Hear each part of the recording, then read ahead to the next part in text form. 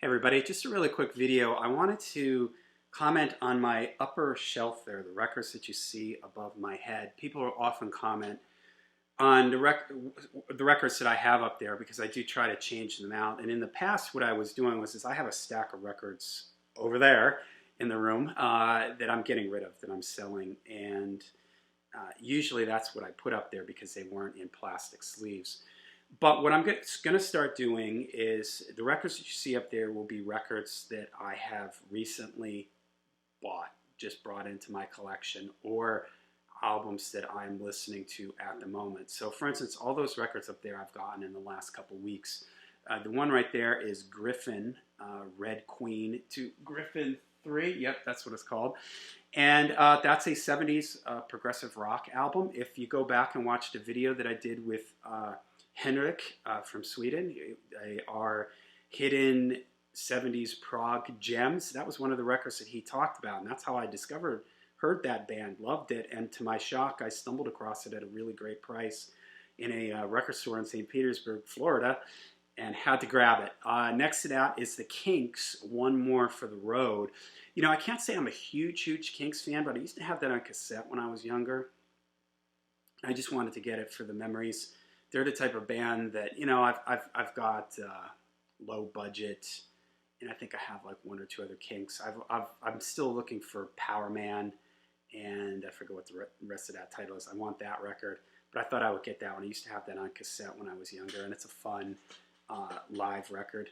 All right, next there is More, Blood and Thunder. That is an awesome, and I may do a full video on this one, like a Hidden Gems.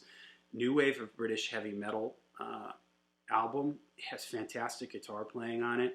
I was turned on to that by Martin Popoff. Martin Popoff always talks about More, Blood and Thunder, and I listened to that on streaming and loved it and was able to find a copy of it for a really good price. That's a promotional copy. You can't really see it from here.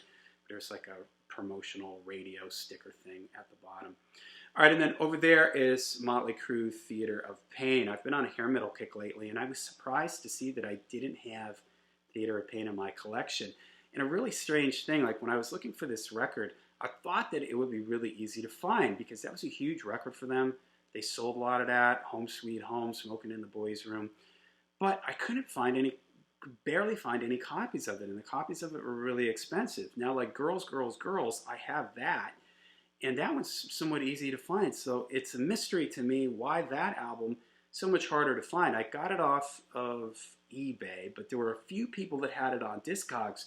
But even the US copies on Discogs were mostly like people selling them out of the country. It's almost like it's an import or something, but it's not. I mean, it was released in the US. It was released in, I don't know, what, 80, 85 or something.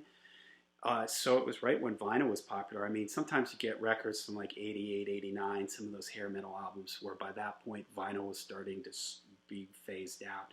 That's why those records are so hard to find. I have no idea why that record was hard to find, and I kind of paid more for it than I wanted to, but it's a clean copy. I was able to still get it at a somewhat decent price. So, all right, there you go. From now on, I'm going to do this, maybe talk about the new records that I'm listening to that I have just recently purchased. So when you look up there and see up there, you'll know that that's what I've recently gotten, and that's what I'm recently listening to, okay?